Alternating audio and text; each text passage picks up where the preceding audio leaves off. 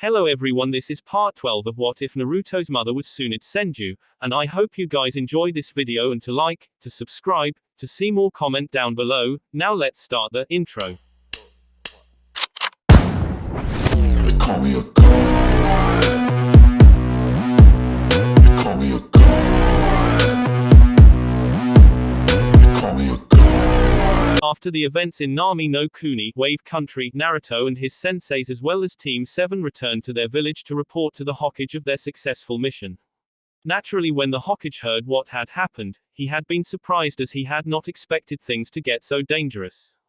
But even still he was pleased with how well Naruto and the members of Team 7 acquitted themselves on the mission. Upon hearing the full story, the Sandaime had decided to give each of the members of the two teams the payment of an A-rank mission, for doing so well on a dangerous mission, even though the mission was still classified a C-rank mission. Naturally, after hearing this, all the members of the two teams were pleased with the extra pay boost, where after they were dismissed by the Sandaime, they each went to celebrate their successful mission in their own way. Kakashi went off to read in Ika book somewhere quiet. Sasuke went off to train more in Sharingan. Sakura followed after Sasuke, asking him for a date to celebrate accomplishing their first real shinobi mission, where Sasuke naturally replied with a no each time the pink-haired girl asked.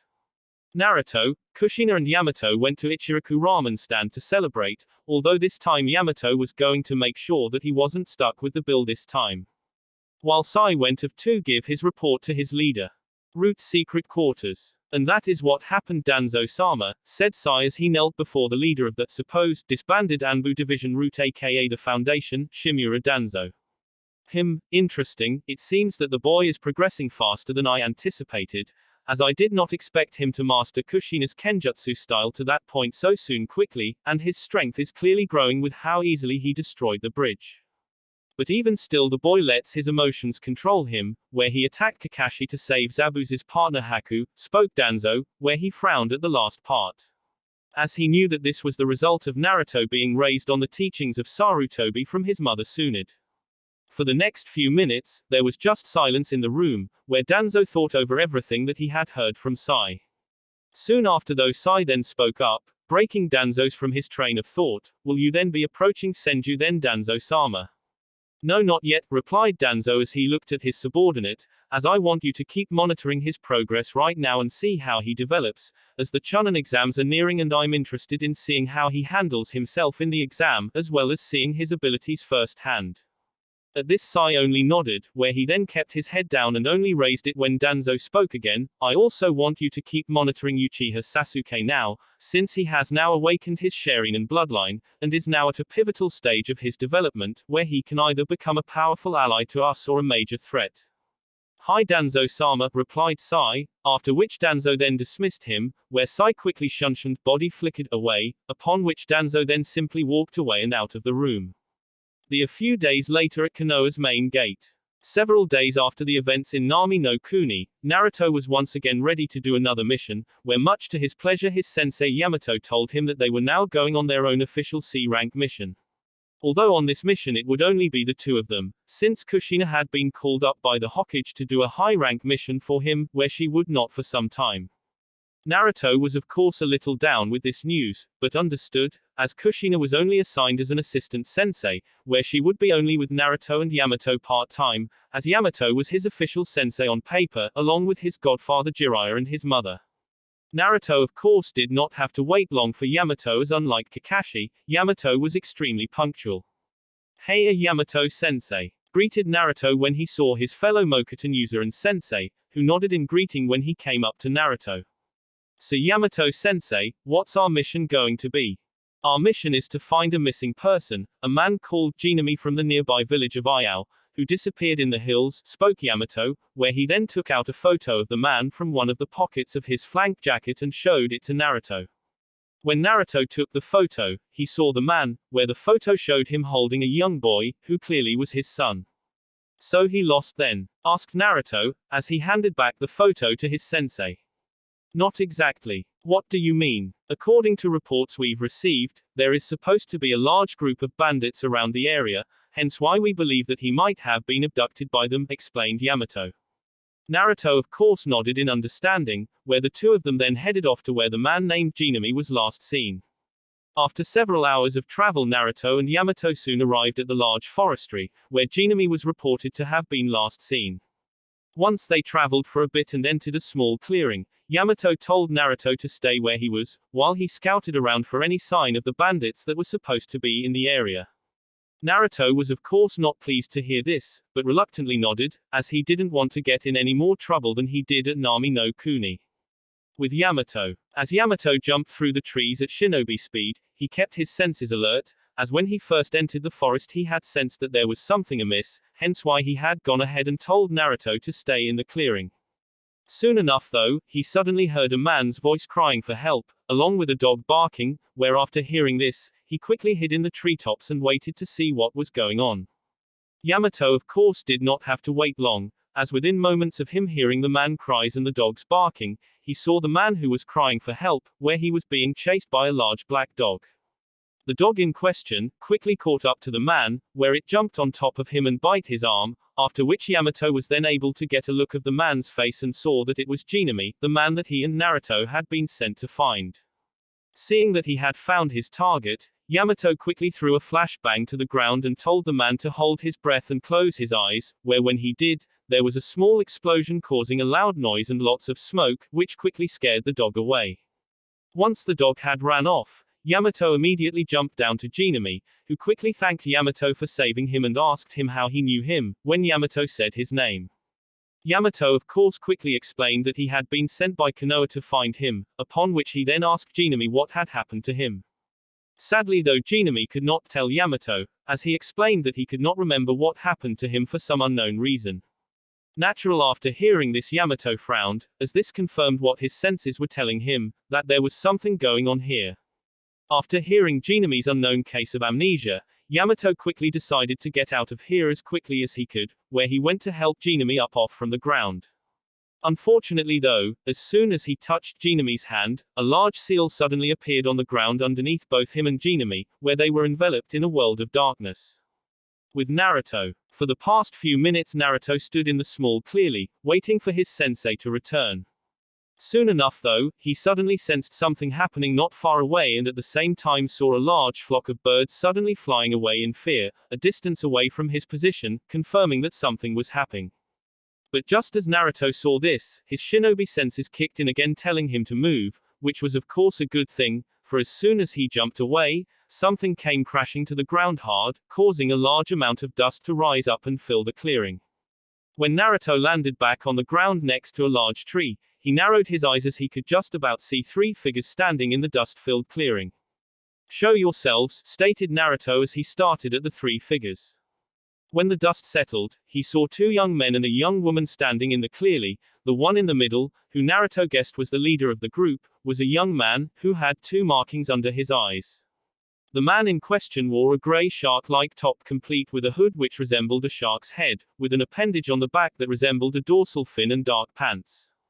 The other two that flanked the man, each wore masks similar to the one that Kakashi would wear, where the masks would cover the lower part of their faces and each wore shinobi-like outfits. After the smoke had cleared, the man with the shark-like top suddenly spoke, "You're Senju Naruto, son of Tsunade of the Sannin, aren't you?" "And what if I am?" asked Naruto with a neutral look, as he guessed that the rumors about him were already spreading outside Konoha. "Well, we've been hearing rumors about you and were wondering if you'd like to play with us," spoke the leader in a confident smile, after which he and his two comrades charged straight at Naruto at great speed. The leader of the group quickly struck first, where he jumped up into the air and came down at Naruto with his fist raised to hit him. Seeing this, Naruto quickly jumped away, whereas he did, he saw that the leader had some impressive strength, as when he missed Naruto. His fist hit the ground and embedded itself into the ground. Seeing an opening, Naruto went to take out some shurikens to throw them at the leader, but before he could, the other male member of the enemy team appeared in front of Naruto and tried to hit him with a right hook. Naruto of course easily dodged the fist, where he began to fight the masked man in a fierce taijutsu battle in the tree tops, jumping from one tree to another as they fought each other. Naruto of course used his own personal taijutsu style, where after avoiding another one of the masked man's fists, Naruto jumped up into the air and delivered a powerful spinning back kick to the side of the man's head, while crying out, "Uzahando, whirling kick." When Naruto made contact with the man's head, the masked man was sent flying into a nearby tree trunk with great force and made a large dent in the tree trunk, which was impressive in itself, as Naruto had not used his superhuman strength. After dealing with the masked man for the moment, Naruto then quickly took out a set of kunis and threw them at the masked Kunoichi nearby, who was on a large tree branch and was about to strike him from the side. The masked Kunoichi of course quickly deflected the kunais with a pair of kusarigama that she carried on her back, after which she then charged straight at Naruto. Seeing her coming at him, Naruto then quickly took out his katana from his back, where he then spent the next few minutes clashing blades with her, and began a fierce battle with her in the tree tops. After avoiding a slashing move from one of the masked Kunoichi's kusarigama, Naruto then quickly raised his katana to block the other one, which was aimed to cut his head in two. After blocking the attack, Naruto then quickly pushed the Kunoichi back and into the air, although as soon as he did this, Naruto barely dodged another attack from behind, by the group's leader, who wore the shark-like top and the masked male shinobi. Seeing that he wasn't in the ideal situation, where he was surrounded and outnumbered, he quickly threw a large smoke bomb that covered the clearing. Knowing what Naruto was planning to do, the group waited outside the smoke-filled clearing and waited for Naruto to come out, but what they didn't expect, was for several Narutos to jump out of the smoke and run in different directions. Seeing all the different Narutos, the shark hood-wearing leader quickly turned to his teammates, "Quickly take them all out, one of them is to be the real one, we can't let him get away as we've our orders." The two masked shinobi of course quickly nodded, and went after some of the Naruto clones. As Naruto traveled through the woods, trying to keep his distance from the group, Naruto could not help but wonder who these guys were, as they were clearly not your run-of-the-mill bandits. He also could not help but wonder what had happened to his sensei, as he knew that something must have happened to him, for him not to be here to help him, and guessed that the group got to him somehow. Knowing that he wouldn't get any answers by just running away, Naruto decided to go on the offensive, where he then quickly used his Chakra no Parasu chakra pulse to locate the position of his enemies. After using his Chakra no Parasu, Naruto learned that the group had split up, which of course worked for him, where the leader had gone after one set of clones in one direction, whereas his two masked teammates had gone off in another direction after another sent clones. Deciding that he would take out the masked woman and man first, Naruto quickly ran towards their direction. With Yamato currently standing in the middle of Black Void, with the only light coming from the seal that he was standing on, Yamato had several thoughts running through his mind, on different ways on how to escape the seal he was trapped in. For the past few minutes, Yamato had tried breaking the seal with different, Doton Earth style, Tsuton Water style, and Makoton wood-released jutsus, but all of them had failed to break the seal, revealing that it would take much more than ordinary level jutsus to break him and Jinami out. As he thought on ways to free himself, Yamato looked at Jinami, who was lying in the center of the seal, unconscious. It had not taken long for Yamato to realize that Jinami had been used as a trap, where someone had placed a powerful seal on his body, so that the moment he touched Jinami, it activated and he became trapped within the seal. It was then that Yamato came to realize that the only way that he would break out of the seal, was to help Jinami first.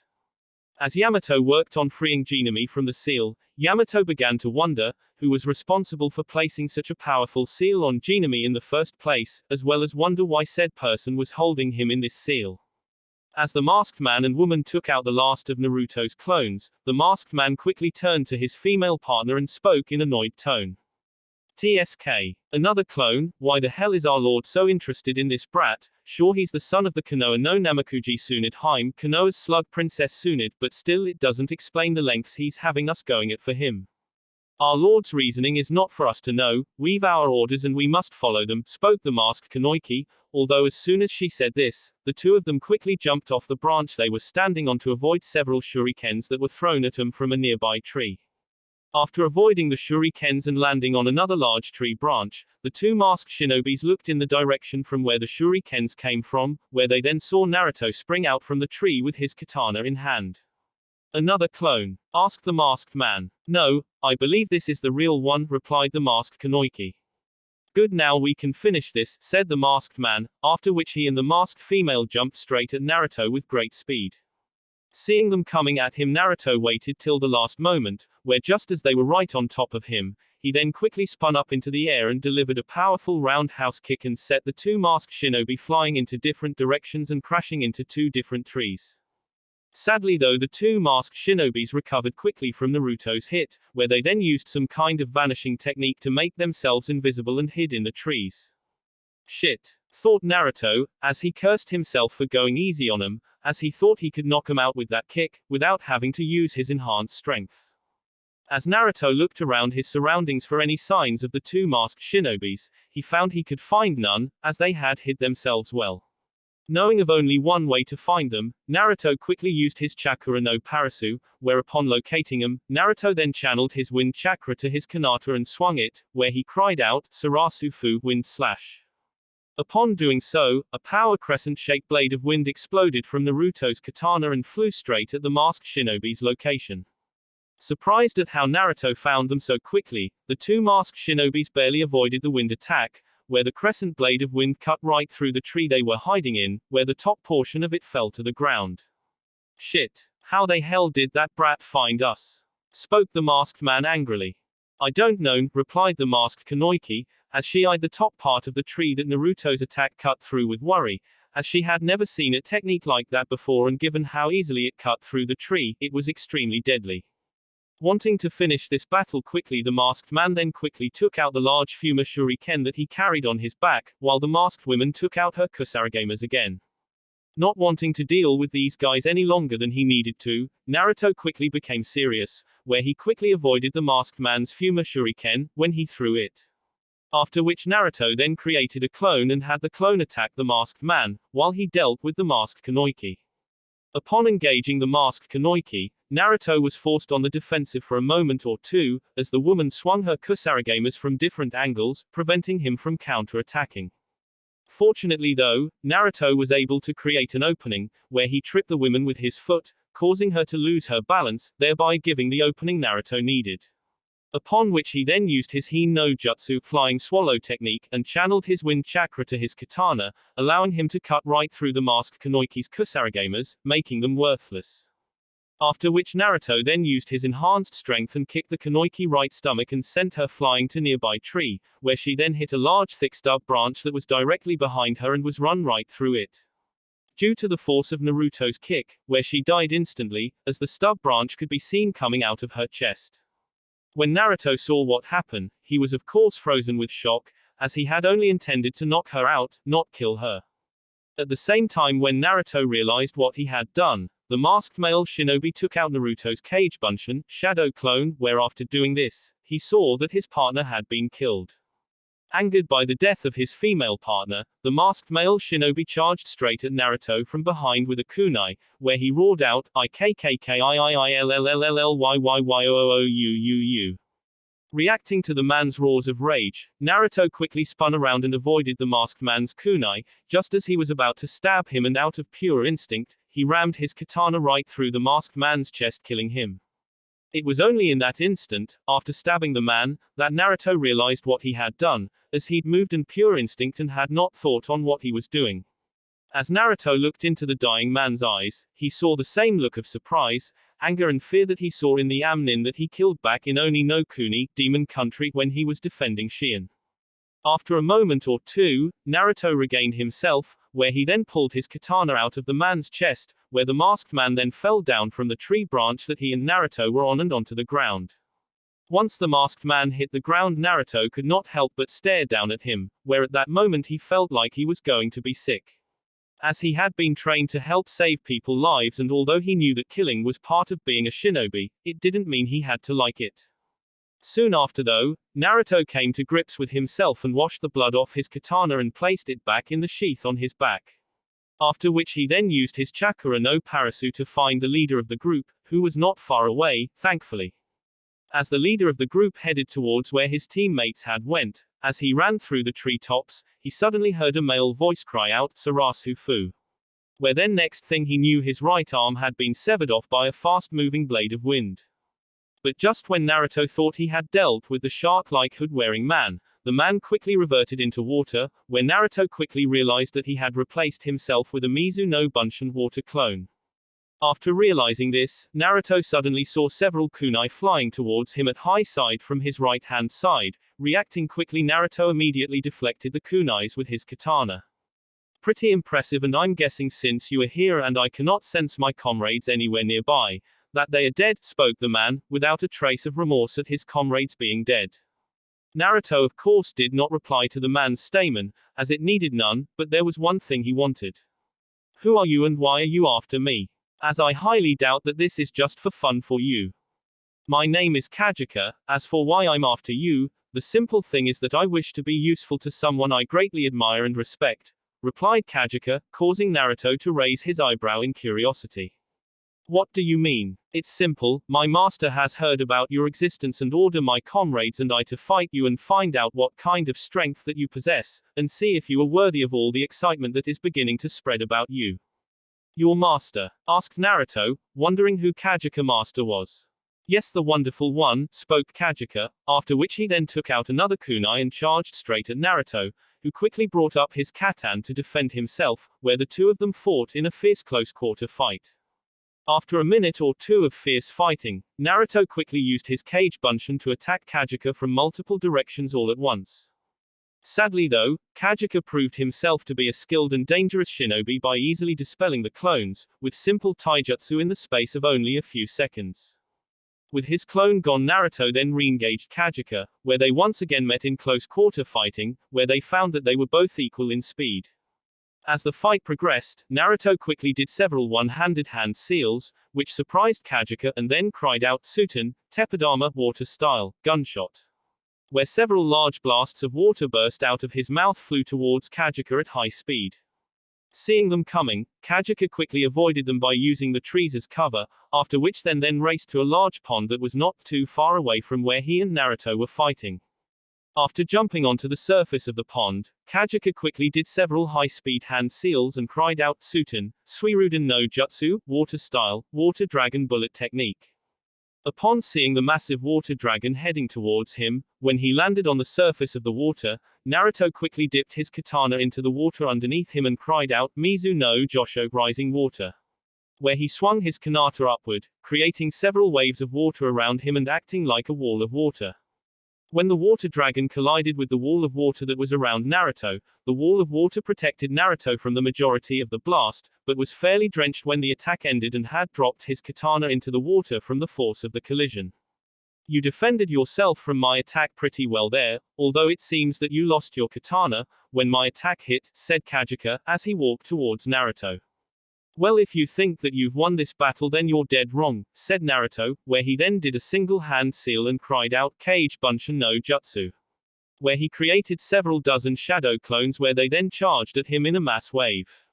Unafraid by the small army of Naruto's charging at him, Kajika used a quick water jutsu to destroy the clones in only a few seconds, but as he did and the smoke and water died down, he could not see Naruto anywhere. As he looked around his shinobi senses, suddenly though him to move, where just as he did, Naruto appeared out of the water from underneath him with his katana and slashed at Kajika, where he was able to make a large but shallow cut on his chest. Upon landing back on the water, Kajika narrowed his eyes at Naruto, who was in front of him. Damn him, he used the clones to distract me, so that he could go into the water and get his sword and attack me from underneath. Using an unknown jutsu, Kajika quickly turned himself into water and attacked Naruto at high speed at multiple angles. Seeing this, Naruto quickly jumped out of the way, but just he was in midair, Kajika appeared behind him and stabbed him in the back with a kunai, but when he did this, Naruto reverted into water, revealing that he had replaced himself with a water clone. After seeing that the Naruto he hit was a water clone, Kajika quickly came under attack from behind, where Naruto threw several high-speed senbon needles at him. Barely avoiding the senbon needles, Kajika quickly tried to use the invisible technique that the two masked shinobis used against Naruto earlier, and planned to sneak up on Naruto from behind. Sadly though for Kajika, Naruto was able to use his Chakura no Parasu to find him, where he drew some water from the pond underneath him and coated his katana with it. After which he then thrusted katana forward and charged straight at Kajika at high speed, all the while gathering more water around him, where he cried out, "Tachiyoyogi, treading water." Shocked by Naruto being able to detect him, Kajika barely avoided Naruto's attack, but still received a slight cut on his side from Naruto's attack, as he avoided it. After avoiding Naruto's attack, Kajika saw an opening where after doing some quick hand seals, he cried out Tsuten, Kori Datsu no Jutsu, water style, ice darts technique. Where he shot several large darts of ice from his mouth. Seeing the ice darts coming at him, Naruto barely avoided the attack, by jumping over to the shoreline of the pond, but even though he avoided the attack, he still received a slight gash on his side, as he avoided the ice darts, and although the gash wasn't serious, it was bleeding pretty badly. Seeing that Naruto was hurt, Kajika smirked, "Look like that a nasty little injury, and if you don't treat it soon you bleed to death, but you need to worry about that, as I going to kill you here and now for all the trouble you caused me." But just as Kajika was about to attack Naruto, he suddenly froze. What the? Thought Kajika, as he couldn't understand what was happening, as his body wouldn't move. It was then when he looked towards Naruto, he saw him holding a one-handed hand seal and smirking. "What the hell is going on?" cried Kajika angrily. "Simple really, you're in the middle of a Kekai Kote Fuin, four-corner immobilization seal, which I've just activated," replied Naruto with a smirk, where he then did some hand seals and used his Shosen Jutsu, mystical palm technique, to heal his wounds. "But how could you?" cried Kajika in fury, as he would have seen Naruto placing seals around the pound. "It's simple, did you really think that when I went underwater, I went to just get my sword," explained Naruto, where Kajika's eyes widen in realization. "While I was underwater I also placed certain seals around the four edges of the pond and then activated them once I was out of the water and while you were still in." When Kajika heard this he could not believe that he had been tricked so easily. "Damn you!" roared Kajika in anger as he struggled in vain to resist the paralyzing effects of the Kekai Kote Fuin. As Kajika continued to struggle he suddenly heard a maniacal laughter from inside his mind, where a familiar voice spoke. "Well, it seems that your life did prove useful after all, Kajika. Good work," spoke the voice, after which for some unknown reason Kajika felt intense pain in his body and spat up blood, causing Naruto to look up at him in concern. But before he could do anything, Kajika suddenly spoke, but yet it wasn't his voice, it was a completely different one. "It seems that your mother has trained you well, Naruto-kun, as you're quite impressive. Thank you for showing me a very entertaining show." At hearing this Naruto's eyes widen in surprise, but as surprised as he was shocked when he saw Kajika's body contort and move around with sickening cracks, before Kajika finally made eye contact with him. When Naruto looked at Kajika's eyes, he saw that they weren't his eyes anymore, as they were now yellow and narrow, where they didn't even look human anymore. At the same time, Naruto sensed a foul, dark chakra coming from Kajika that clearly did not belong to him. As Naruto stared at Kajika with confusion, he suddenly heard a dark chuckle coming from Kajika, after which, much to Naruto's disbelief, Kajika began to move, despite being in the Kekai Kote Fuin, although the way he was walking made him look like he was some kind of puppet. "Who the hell are you? I know you're not Kajika, and how the hell do you know my mother and me? What the hell do you want?" asked Naruto, when Kajika was directly in front of Hai, where he ready himself, as he was unsure what this person would do in Kajika's body, now that he was controlling it. "I commend you on defeating a strong opponent like Kajika, Naruto-kun, especially with so little injury to yourself. You are indeed worthy of my interest. I look forward to when we finally met face to face," spoke the person controlling Kajika. "Who the hell are you?" demanded Naruto, as he pointed his katana at Kajika. At this the unknown person just chuckled. "You need not worry, Naruto-kun, we'll meet again very soon, I promise," after which Kajika's body fell to the ground. Naruto was of course about to go over to him, but before he even touching Kajika's body, Naruto suddenly heard Yamato's voice cry out to him. Naruto move away from him quickly. Listening to his sensei, Naruto quickly jumped away, which was a good thing, for as soon as he did, Kajika's body exploded. "Sorry I'm late, Naruto, are you alright?" asked Yamato as he looked at his student, who looked pretty roughed up. "Yeah, I'm fine. What exactly happened there with that shinobi and you?" "To be honest, sensei, I'm not exactly sure," replied Naruto, although that person that was controlling Kajika there, was the one who sent him and was seemingly using him and his comrades to test me for some sick reason. So the mastermind of this whole affair was after Naruto. Just as I feared, it seems that the groups going after Naruto are already making their move. I will have to inform the Hokage of this, as we need to find out who was behind this, thought Yamato. As Naruto and Yamato walked away, back to where Yamato had left Jinami, a small white serpent exited out of the dead Kajika's mouth. Not far away in a hidden section of the forest, currently sitting in a mediation position against a large tree, was a pale white-skinned man with long black hair, who was being guarded by a silver-haired youth with glasses. The pale white-skinned man was of course none other than Orochimaru, the famed snake Sannin of Konoha and former member of the Densetsu no Sannin, legendary three ninjas. The man guarding him was of course Orochimaru's right-hand man and top spy Yakushi Kabuto. As Kabuto guarded his master, he immediately noticed the small serpent slithering along the ground, up his master's body and into his right ear. Once the snake entered his ear, Orochimaru suddenly awoke. "Are you awake, Orochimaru-sama?" spoke Kabuto as he turned to face his master. "So tell me, how was Senju Naruto? He has proven himself well, as he is already extremely strong, although he may need some convincing to be turned," replied the snake Sannin. "You could have abducted him there," said Kabuto. "No, he must come to me willingly, like Uchiha Sasuke, or else it is all meaningless," spoke Orochimaru. "I see, then can I stay on schedule then?" asked Kabuto. "Yes, as I must test him further, as I can tell I've only seen the tip of what that boy is capable of, not to mention I must test young Uchiha Sasuke as well, to see if he is worthy candidate." Kabuto of course nodded, where the two of them then walked together out of the forest. 1 month later, Kirigakure. Currently walking through the streets of Kirigakure Hidden Mist was former rank missing nin, Momoki Zabuza, better known as the Kirigakure no Kijin demon of the Hidden Mist. For the past month and a half since the incident in Nami no Kuni, things had been fairly quiet yet interesting for the former nuke nin. Upon returning to Kiri, the Mizukage had immediately reinstated Zabuza as a member of the Kiri no Shinobugatana Shichininshu, the 7 shinobi swordsmen of the mist, and as a jonin. But what Zabuza didn't expect, was the Mizukage making him a jonin sensei as well and then making take on a genin team. Naturally Zabuza refused to become a jonin sensei, stating that Haku was his one and only student, but he later caved under the pressure of the Mizukage, where he took on a genin team.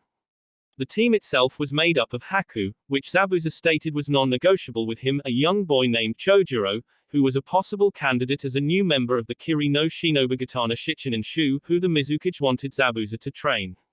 While the final member of the team was another young boy named Saito, who showed some skill as a strong Suiten user. Soon enough Zabuza arrived at his destination, which was the Mizukage's office in the Mizukage mansion, which stood in the center of the village itself. Upon entering the office, Zabuza saw the Godai Mizukage Terumi Mei sitting behind her desk, finishing off some documents. Mei was a slender young and attractive woman in her early 20s. She had ankle-length, auburn hair styled into a herringbone pattern at the back, a top knot tied with a dark blue band, and with 4 bangs at the front. One of which covered her right eye, which were both light green.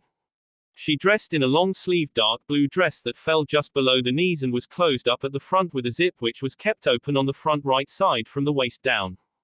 The dress only covered up to the upper part of her upper arms and the underside of her breasts. Underneath, she wore a mesh shirt that covers more of her upper body than her dress, but stopped short of covering her shoulders, leaving a glance at her sizable cleavage, which often caught the attention of many young and older men, where many stated that they rivaled Tsunade's cleavage size. She also wore shorts in the same color as her dress underneath her mesh leggings, which reached down over her knees. Also around her waist, she wore a belt with a pouch attached to the back on the left. Furthermore, she wore high-heeled sandals and shin guards reaching up over her knees. She also wore dark blue polish on her fingers and toes along with dark blue lipstick on her lips.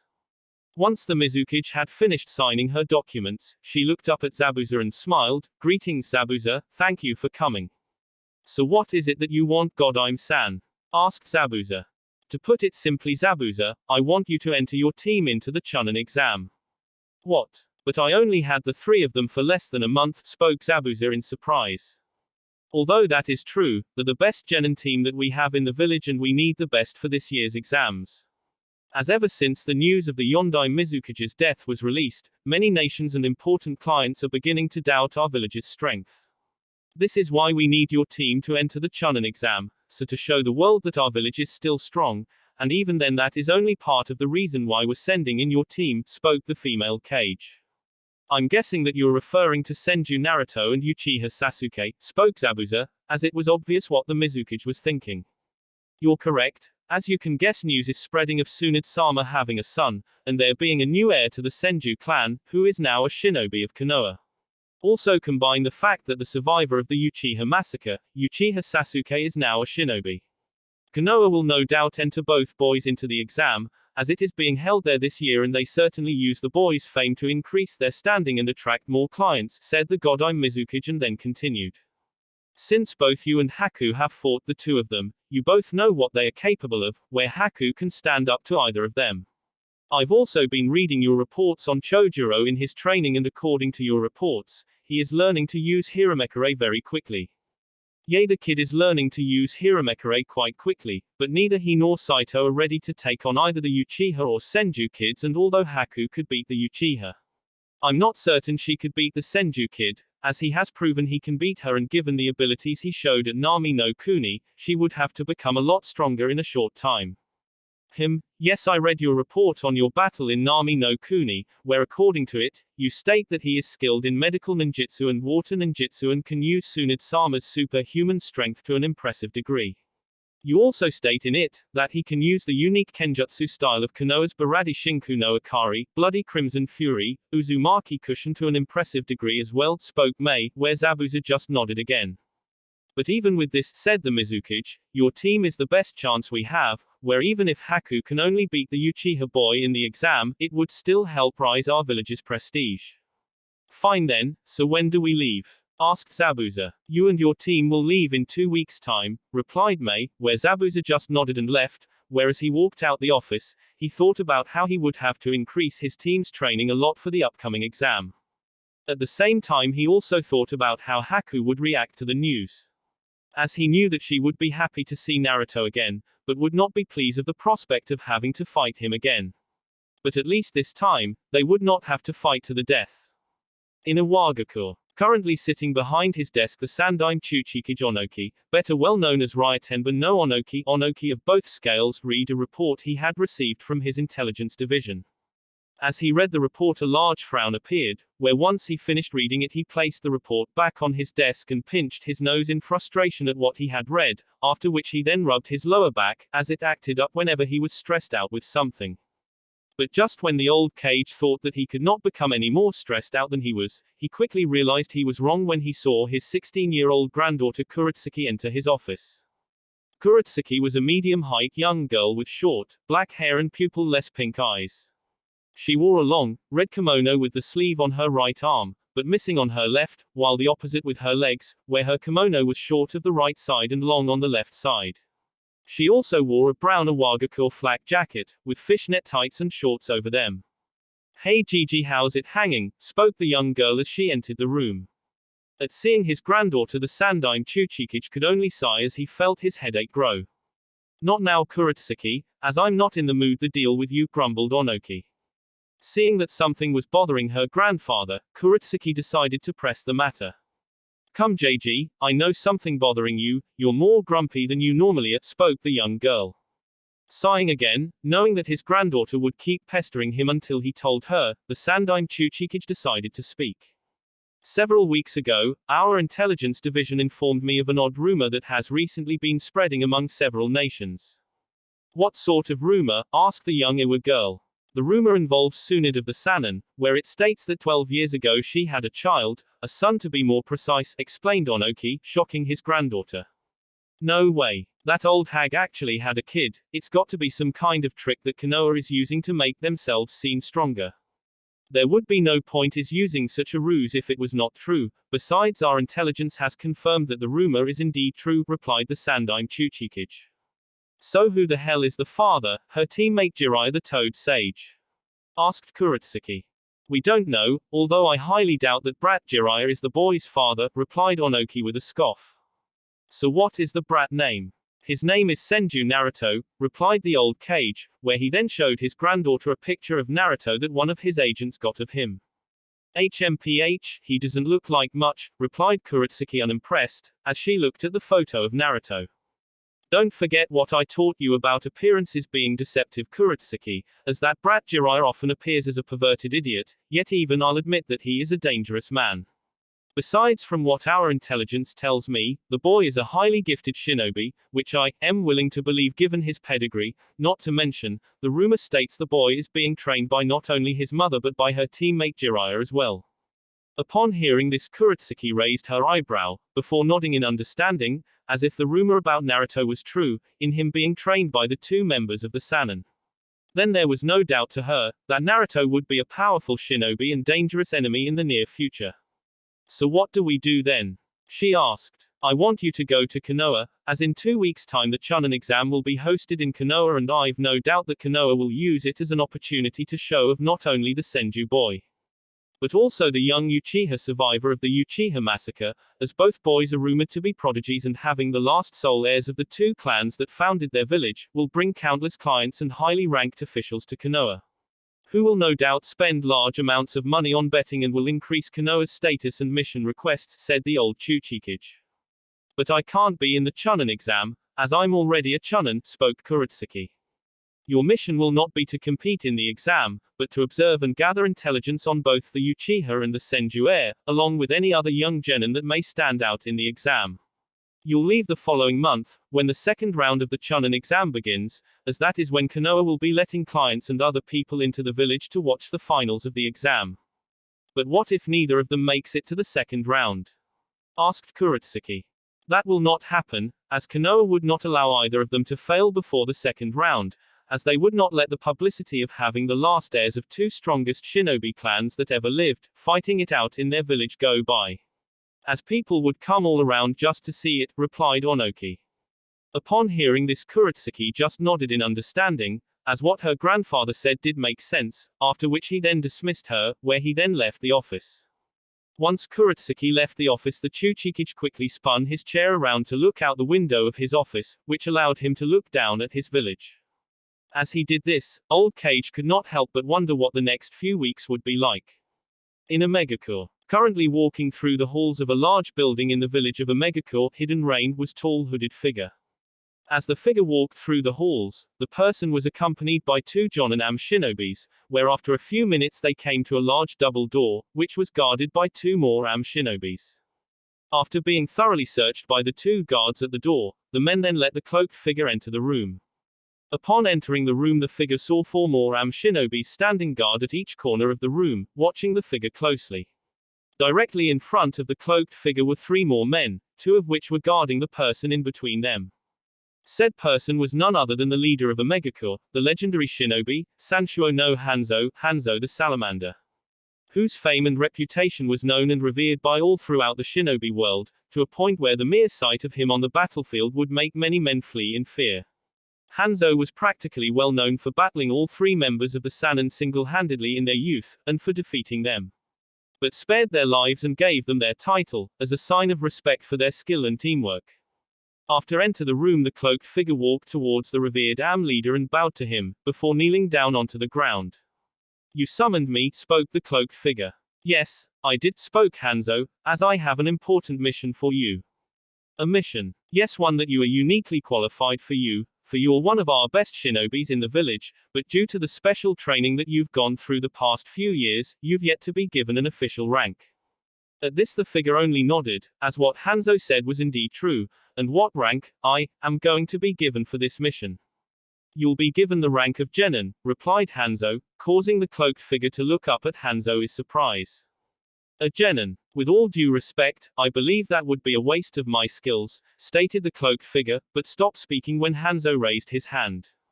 There is a reason as to why I am giving you the rank of Genin. And may I ask what that reason is? Asked the cloaked figure.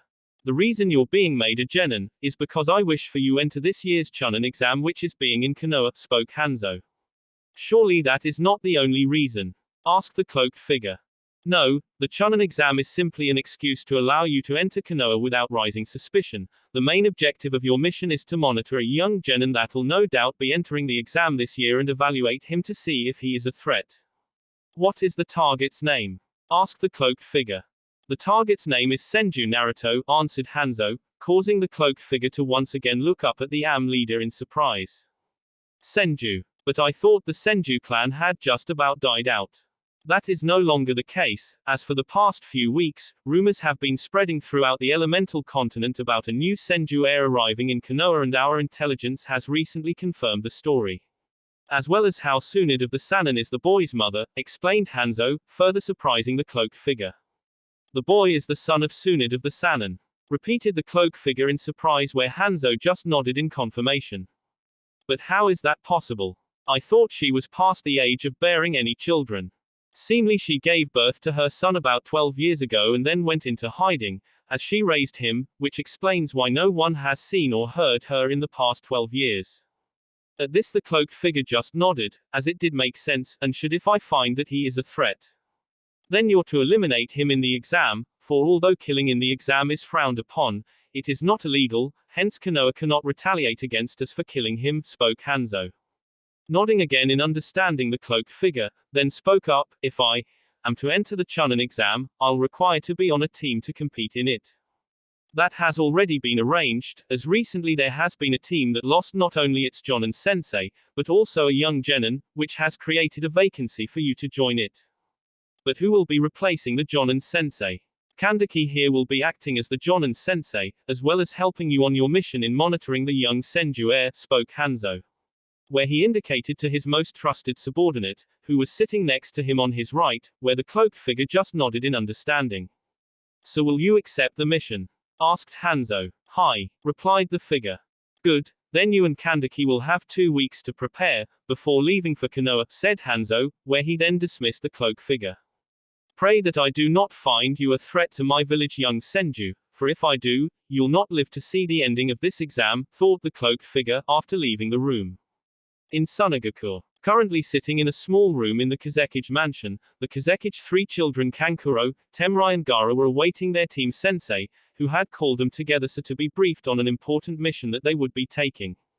The 3 of them of course did not have to wait long, as the team sensei Baki soon entered the room, where the 3 of them quickly took a seat directly in front of him. Now then, as you 3 are both aware, for the past several years that Fool the Wind Daimyo has been reducing our village's funding bit by bit, thereby weakening our military strength, and if that was not enough, he is sending most of the missions that he would hire us for to Konoha, weakening us even further, said Baki with a frown before continuing. Because of this, the Kazekage has had to do certain things to improve the quality of our shinobi so to maintain our military strength, stated Baki, where he then glazed at Gaara before continuing.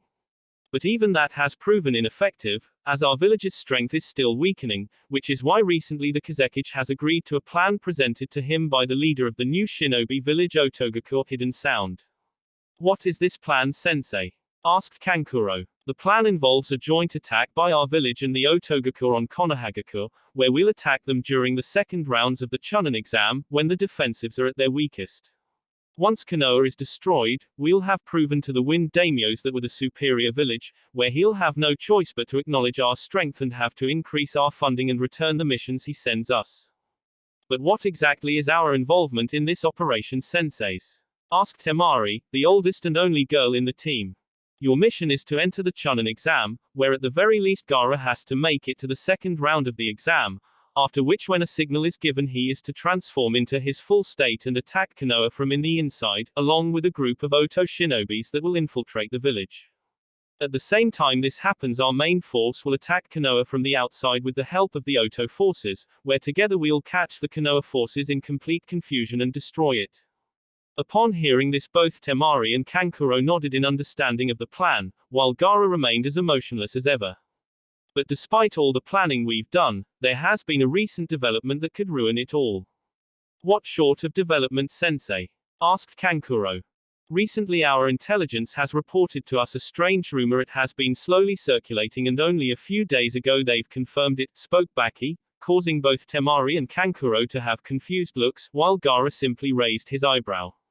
What sort of rumor? Asked Temari. According to the rumor, a new genin has appeared in Konoha, who will most likely be entering the Chunin exam this year. This genin's name is Senju, Naruto, sole heir to the Senju clan of Konoha and only child of Tsunade of the Sannin, answered Baki, shocking both Temari and Kankuro.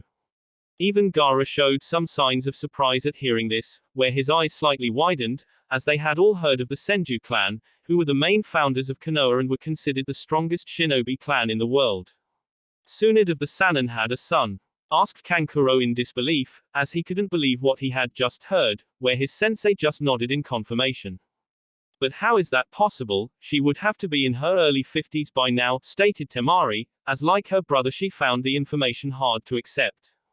According to our information, it seems that at some point 12 years ago Tsunade gave birth to her son Naruto, after which she then went into hiding. She most likely did this to prevent any of her or Konoha's enemies learning of her son, where they would come after him, explained Baki. At this the two elder siblings nodded, as it did make sense, especially since they were only hearing of this now. But even after hearing this, there was still something nagging at Kankuro that he wanted to know. Sorry sensei, but why exactly are you so worried about this guy anyway? Sure, he's the heir of the strongest shinobi clan in the world, but that doesn't necessarily mean he's going to be some mega powerful shinobi one day, and even then he's only a kid now and can't be much of a threat. Normally I would agree with you on such a case Kankuro, but when it comes to the Senju clan, we cannot take any chances, as they have a reputation of having some of the strongest shinobis in the world. This is a fact given how the Shodaime Hokage, the Nadaime Hokage and Tsunade of the Sannin all come from the clan and each of them were among the best in their fields and among the strongest of their times. Hence why you should be wary of that boy, as I've no doubt that his mother has trained him in the shinobi arts, which will of course make him a dangerous adversary to face, said Baki. At this both Kankuro and Temari shared a slightly worried glance, as they were both familiar with Tsunade's infamous reputation when on the battlefield, and both agreed that if Tsunade had indeed trained Naruto, then he would be a dangerous enemy to face.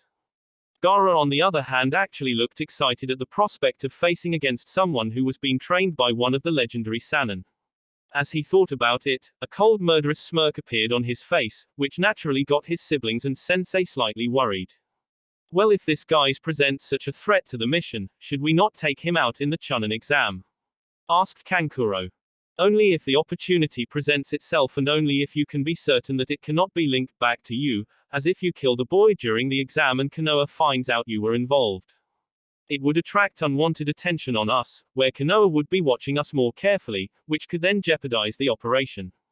Not to mention as well, if you did kill the boy, we would then have to deal with his mother, as I'm certain she would be there to watch her son compete in the Chunin exam. This is another reason why we're so concerned with the boy's existence, as Tsunade's presence in Konoha alone could jeopardize the invasion, and if you killed her son, regardless of the rules of the exam, she would come after us in revenge and I doubt even all of Konoha could stop her, stated Baki. At this both Temari and Kankuro gulped slightly at the idea of facing a vengeful Tsunade, as quite frankly they had heard enough about her to know that neither of them would want to get on her bedside. For the next few minutes the room remained quiet as both Temari and Kankuro thought over their mission. While Gaara thought about what it would be like to fight or kill the son of the legendary slug princess, Tsunade. After a while though, Temari decided to speak up, so when do we leave for Konoha?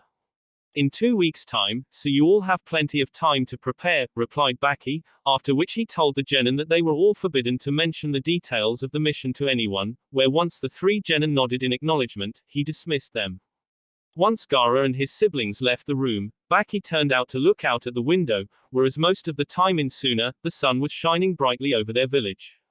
As he looked out at the village, he could not help but think about the mission that he and his team were doing, as well as wonder how the coming invasion on Konoha would play out in the coming weeks. In Kumogakur, currently sitting in his office, the Yondaime Reikage was waiting for the arrival of his younger brother Killer Bee, who was the current host of Hachibi no Kyogyu, Eight-Tailed Ox, and his genin team.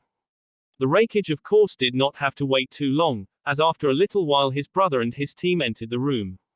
The genin team consisted of a dark-skinned young boy named Omoi, along with a dark-skinned young girl named Karui, a short blonde-haired girl named Sumui and another blonde-haired girl named Yugito, who was also the current host of the Nibi no Bakeneko two-tailed monster cat. Yo bro, how's it hanging? Spoke B when he and his team entered the office. Sighing at his younger brother's antics, the Reikage spoke, B you'll settle down, as I'm in no mood for your bad rapping.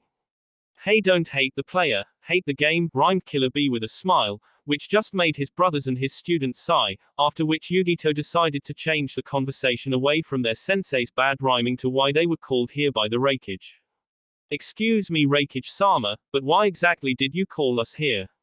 Ah yes, now before I explain that, there is something I wish to tell you. Now as you all know, last year Killer Bee recommended all of you for the Chunin exam, after you had all completed a year of training with him, but I refused your entry into the exam. 2. At this the 4 genin nodded, as they all had been greatly frustrated when their sensei told them that the Reikage had refused their entry, as they believed that they were ready at the time. They were further frustrated as well, when the Reikage had refused to explain his reasons as to why he refused their entry. Even though I knew you would all do well in the exam, there was a good reason why I did not want you to enter last year's exam. For you see, when the Kyuubi attacked Konoha, the village lost not only many shinobis but also the Yondaime Hokage, which naturally shook Konoha's military strength. Upon which our village made several attempts on trying to replace Konoha as the strongest of the shinobi nations.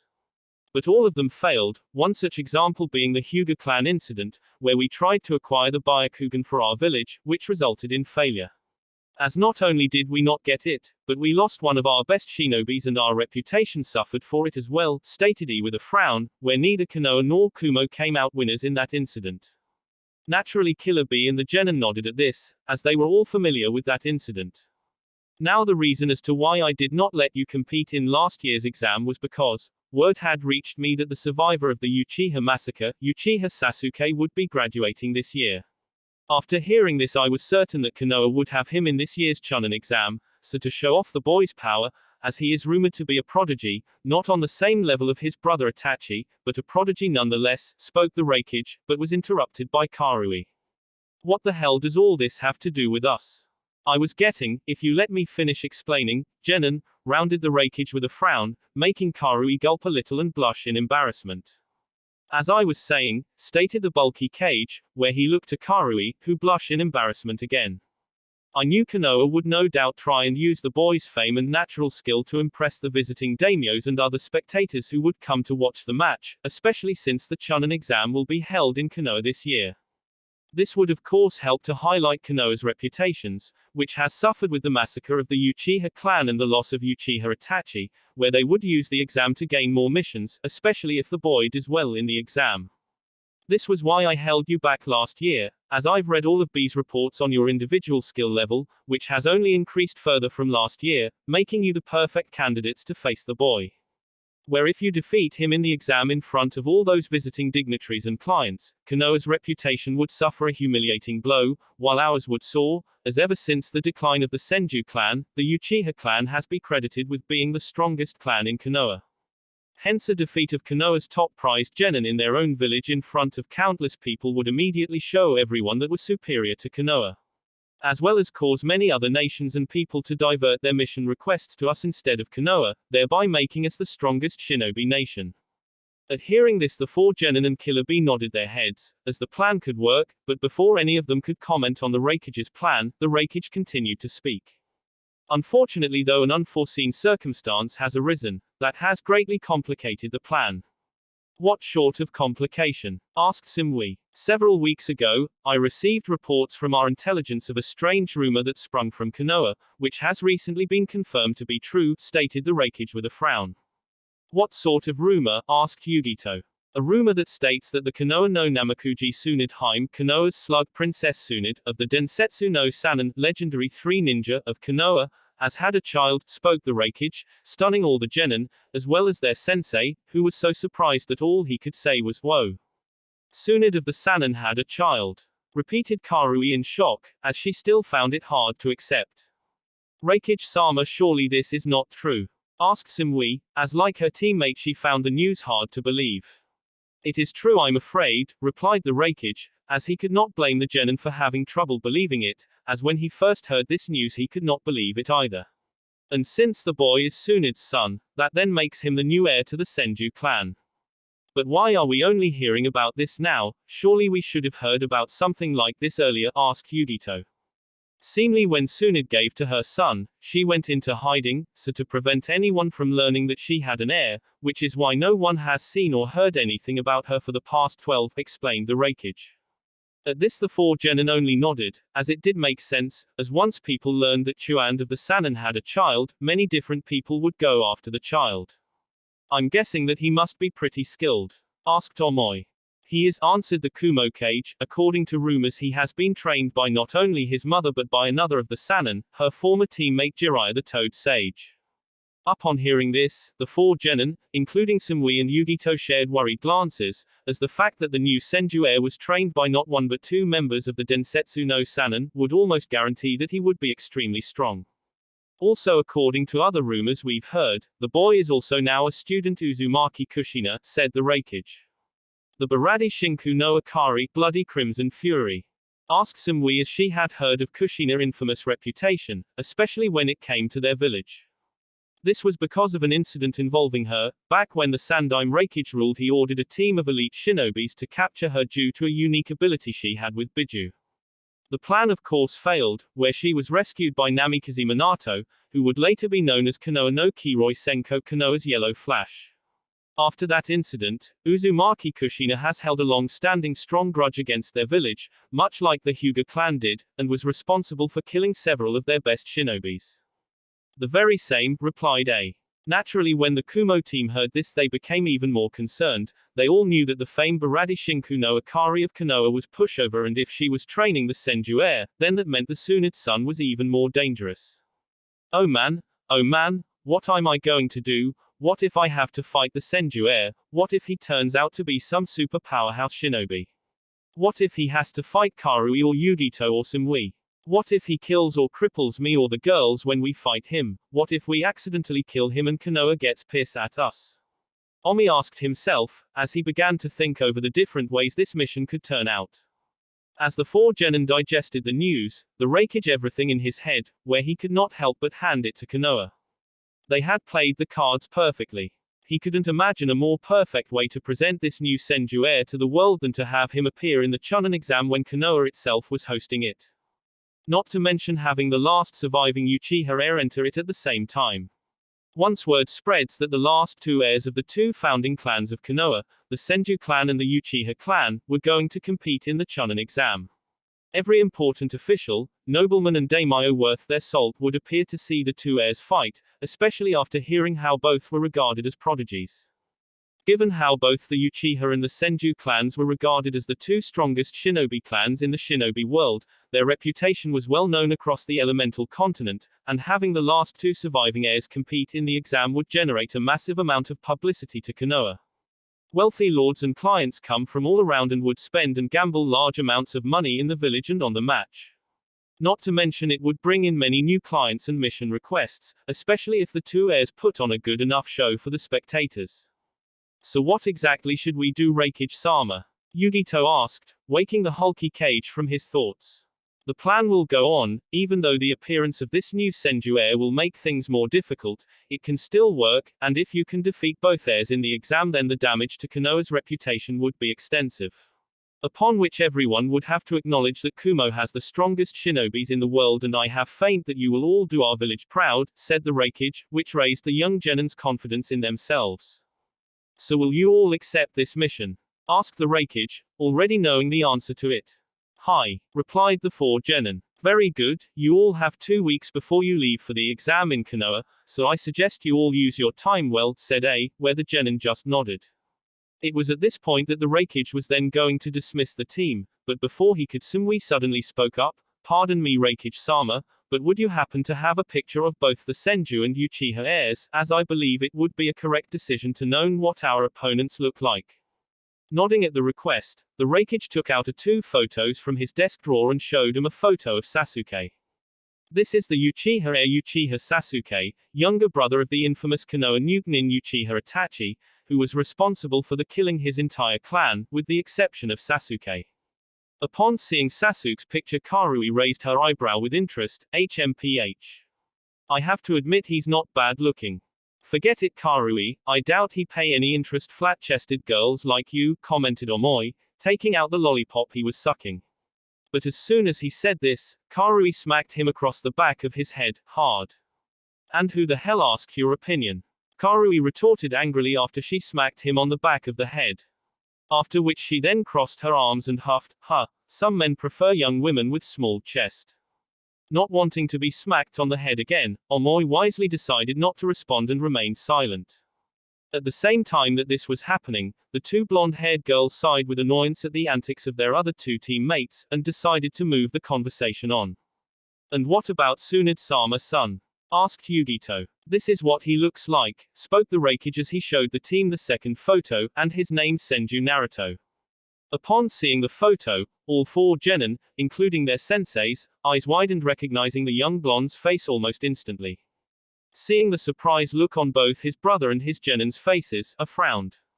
"What's wrong with you lot? You all look like you've seen a ghost." "We nots," begun Karui, but before she could finish speaking, both Omoi and Killer Bee covered the girl's mouth, preventing her from speaking. "We were just surprised that he was so young, that's all," spoke Omoi, slightly nervously. "Yay, that all, bro," spoke Killer Bee, backing up his student's lie, while he kept Karui from speaking. Obliviously the Reikage grew suspicious of this, but before he could press the matter further, Killer Bee quickly cut him off by saying that they had to leave for some special training they needed to do before they left for Konoha. After which he and the others quickly left the Reikage's office, while carrying the struggling Karui in his arms. Once the group were out of the Reikage's tower and were in an isolated area, where no one could hear them, Killer Bee removed his hand from Karu's mouth. "What the hell are you guys doing?" hissed the young girl angrily. "We should have told the Reikage that we knew him. If we had done that, then we would have to explain everything that happened when we met Naruto back then, where we would be in a world of trouble for not reporting what happened," explained Omoi. "No doubt, we be in more shit, that in a shithouse," replied Killer Bee. Karui of course knew this, but she still didn't like the fact that Killer Bee and Omoi stopped her from telling the Reikage. "Well, we wouldn't be in this situation if you guys had listened to me in the first place. I told you he was lying to us, but none of you would listen to me." Naturally none of the others disagreed with her, as they knew what Karui was saying was true, since she had been right along about Naruto not telling the truth. "So what do we do, guys?" asked Omoi. "Isn't it obvious? When we see him, we kill him." Karui answered coldly. "We can't do that," said Omoi. "Wake up, idiot, that blonde bastard lied right to our faces, he used us." Karui hissed angrily. Despite the fact that what Karui said was true, Omoi remained reluctant to wanting to kill Naruto. In short time he and Naruto had hung out, he found that Naruto was a good person and considered him a friend. Hence why he wanted to believe that there was a good reason as to why his friend lied to them. "What do you think we should do, sensei?" asked Omoi as he turned to Killer Bee. "Ain't my place to tell ye all what to do, as it's all up to you," replied Killer Bee. This was a decision his students had to make by themselves. Naruto was their friend, hence he couldn't force them to do what they didn't want to do. "Yugito, Simui, what do you think?" asked Omoi, as he turned to his other female teammates. After a moment of thinking, Simui voiced her opinion. "I agree with Karui, Naruto is a Konoha ninja and is therefore an enemy," Simui answered, without any emotion. Pleased at finally having some support, Karui smirked, while at the same time a troubled look appeared on Omoi's face, where he then turned to look at Yugito, who was still thinking. After a few minutes of deep thinking, Yugito then spoke. "Our orders are clear. We were ordered by the Reikage himself to target Senju Naruto and Uchiha Sasuke, and as loyal shinobis of Kumo, we must follow our orders regardless of our feelings." Thinking that Yugito was agreeing with her, Karui smiled triumphantly, while Omoi sighed in defeat. But before Karui could say anything, Yugito continued. "But still he did not say we had to kill him. Our orders are only to defeat him in the Chunin exam along with Uchiha Sasuke. Should we meet Senju Naruto before the exam starts, we can question him regarding his lies to us, where we will act according to his answers to us. Do any of you problem with that?" Yugito asked, looking at the rest of her team. Pleased to hear that Yugito was willing to hear Naruto's side of the story, Omoi smiled. Having no problem with this, Simui just nodded in agreement, since they would not be disobeying the Reikage's orders. Karui on the other hand was a little displeased with Yugito's decision, but knew she could not argue with it, given how both Simui and Omoi accepted Yugito's decision. Still she took solace in the fact that they agreed that Naruto was now their enemy, and that they would take him out in the Chunin exam without question. She was also looking forward to having another chance in fighting the young blonde again, as she had not forgotten how he humiliated the last time they fought, where she planned to beat Naruto to a pulp once she got the chance. Nodding at his students' decision, Killer Bee then told them that they should get down to some hard training before they leave for the Chunin exam. As the group left to go train, one thing was certain to happen when they arrived in Konoha, that a certain blonde-haired Senju had a lot to answer for when they finally met him again. N.A. 1. In this story Mei is 20 years old. 2. Yugito and her team are 14 now, while Naruto is 12. That will be it for this video. If you want more, comment down below, like, subscribe. And see you guys later.